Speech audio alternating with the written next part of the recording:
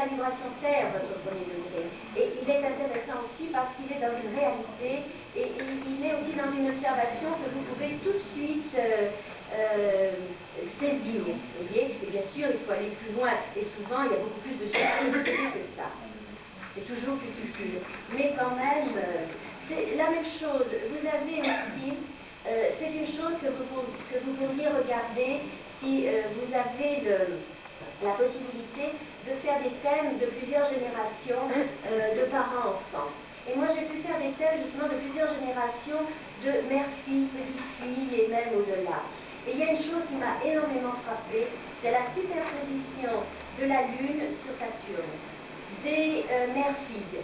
Vous voyez? Et là, on retrouve cette espèce de lien dans le temps et dans l'espace, cette espèce de lien karmique, cette espèce de lien lié à la sensibilité féminine, la mère, la grand-mère, l'ancêtre, etc. Vous voyez? Et ça, c'est même émouvant, si vous voulez, de retrouvailles. Je ne dis pas que c'est mécaniste, il n'y a rien de mécaniste, il n'y a rien de systématique, mais c'est assez intéressant pour en faire le recherche, et pour en faire la constatation. Après les arbres généalogiques, astrologiques, formidable. Par exemple, la famille, tout le on arrive à Sundaria, quelque part. Et donc on s'appelle une planète sur une autre famille, c'est Jupiter. Donc c'est loin de zodiaque. Tous une planète même de 21e siècle. D'ailleurs, vous voyez, là, ça, oui, oui. Vous voyez, c'est même banal de dire, mais finalement, on le retrouve, ça, facilement dans les thèmes par enfant, c'est que l'ascendant est souvent lié à un des signes des parents. Hein, et c'est banal, parce qu'on peut le constater tellement souvent, ça. Ce qui montre bien ce passage des hérédités, des comportements, des sensibilités, etc. Justement, il y a eu un thème qui ne correspondait pas à cette généalogie. Oui, ça a posé problème. Oui, oui, oui. Mais bien sûr, oui, mais je comprends. Mais il est vrai qu'il y a des personnes qui ont aussi, qui prennent, si je puis dire, des hérédités familiales beaucoup plus lointaines que ça, hein, et beaucoup plus complexes. Oui, oui, oui. Hein. C'est pareil, les frères et sœurs. Vous voyez de ces coïncidences entre guillemets qui sont absolument merveilleuses, au fond, qui sont... moi, je m'émerveille toujours, vous savez, ça fait 20 ans que je fais de l'astrologie, je m'émerveille toujours de voir ces correspondances, cette espèce de grande horloge bien organisée qu'on retrouve à travers toutes ces filiations de thèmes. Madame Avaux. Que dites-vous des Gémeaux qui prétendent avoir la même vie et qui ont des vies très dissemblables? Oui. Alors, un signe, ça ne veut pas dire grand-chose. Ah, pardon, excusez-moi, j'ai compris les Gémeaux. Ah, les jumeaux, oui, d'accord, les jumeaux, voilà.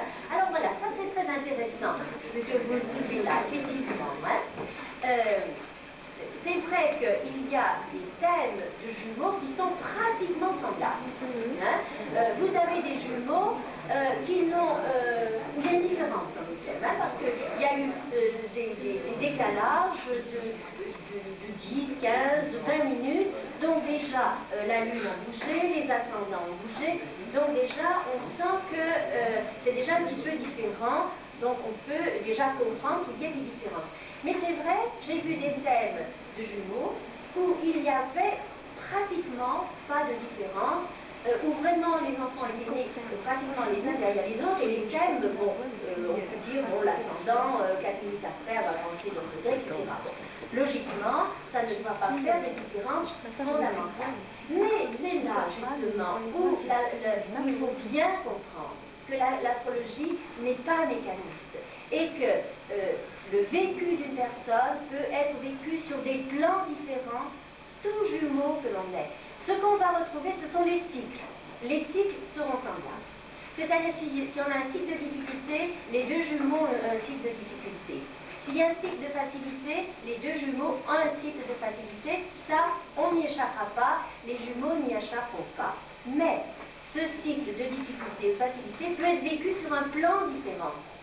Vous voyez, sur un plan différent.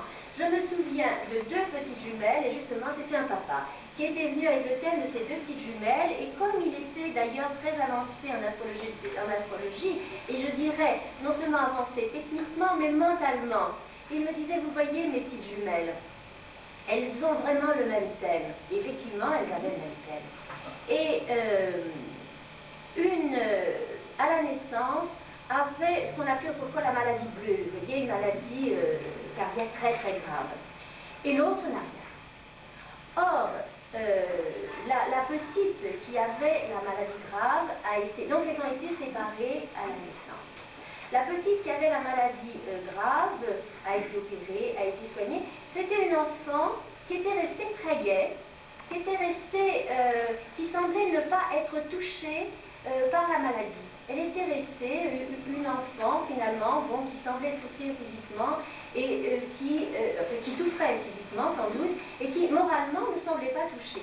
Or, l'autre petite jumelle a fait comme une espèce, je ne dirais pas de dépression nerveuse, parce qu'on ne peut pas dire ça en tant qu'un petit nouveau-né, mais c'est une enfant qui ne pouvait pas manger, c'est une enfant qui était, je crois, comme une sorte de déprime, vous voyez, c'est une enfant qui ne souriait pas,